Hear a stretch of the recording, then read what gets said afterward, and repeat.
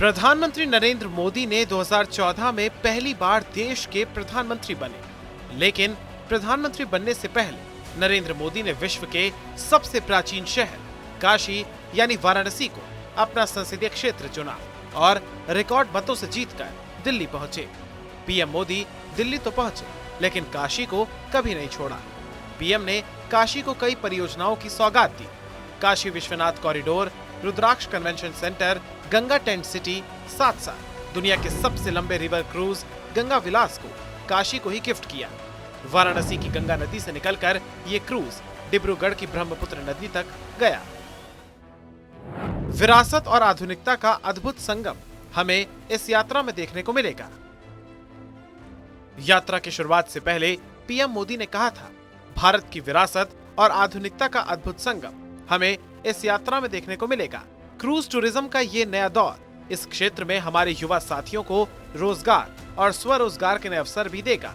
अंत में जब ये क्रूज डिब्रूगढ़ पहुंची तो पीएम मोदी की ये बातें सिद्ध हो गईं और इस बात का एहसास दिला गईं कि जल क्षेत्र में भारत ने वो दिन भी ला दिया है जिसकी कल्पना भारत वर्षों से करता आ रहा है। रिवर क्रूज एमवी गंगा विलास ने अपनी जर्नी में 27 नदियां प्रणालियों को पार किया। ऐसे में यात्रा प्रत्येक देशवासी के लिए गर्व की बात बन गई है। 3200 किलोमीटर की दूरी तय करना आसान नहीं था। अपनी यात्रा के दौरान क्रूज ने उत्तर प्रदेश, बिहार, झारखंड, पश्चिम बंगाल और असम जैसे 5 राज्यों को पार किया। एमवी गंगा विलास ने ढाका, बांग्लादेश के रास्ते 17 फरवरी को असम में प्रवेश किया। जानकारी के मुताबिक गंगा विलास ने 27 नदी इकाइयों में 3200 किलोमीटर की दूरी तय की। यात्रा के दौरान एमवी गंगा विलास में सवार पर्यटकों ने विश्व धरोहर स्थलों, राष्ट्रीय उद्यानों, नदी घाटों और बिहार में पटना, झारखंड में साहिबगंज, पश्चिम बंगाल में कोलकाता, बांग्लादेश में ढाका और असम में गुवाहाटी जैसे प्रमुख शहरों सहित 50 पर्यटन स्थलों का दौरा किया। पर्यटकों को इन जगह पर विरासत को जानने का मौका मिला। एमवी गंगा विलास क्रूज ने भारत और बांग्लादेश को दुनिया के नदी क्रूज मानचित्र पर प्रस्तुत किया है। भारतीय उपमहाद्वीप में पर्यटन और माल ढुलाई के लिए एक नया क्षितिज और कार्यक्षेत्र खोल रहा है। आध्यात्म की तलाश करने वाले पर्यटकों को काशी और बोध गया जैसे स्थलों की यात्रा करने का अवसर मिला। 3200 किलोमीटर से ज्यादा लंबा ये सफर भारत में इनलैंड वाटरवे के विकास, नदी जलमार्गों के लिए बन रहे आधुनिक संसाधनों का एक जीता जागता उदाहरण है। अत्याधुनिक सुविधाओं से लैस एमवी गंगा विलास क्रूज की फिजिकल स्ट्रक्चर की बात करें तो गंगा विलास 62 मीटर लंबा और 12 मीटर चौड़ा है, जो 1.4 मीटर के ड्राफ्ट के साथ चलता है। इसमें 3 डेक और 36 पर्यटकों की क्षमता वाले 18 स्वीट है। ये प्रदूषण मुक्त प्रणाली और शोर नियंत्रण तकनीकों से लैस है। गंगा विलास सेल्फ कंटेंट जहाज है।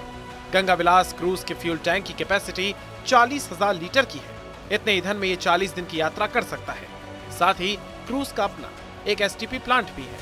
इससे किसी भी तरह का सॉलिड वेस्ट गंगा नदी में नहीं मिलेगा।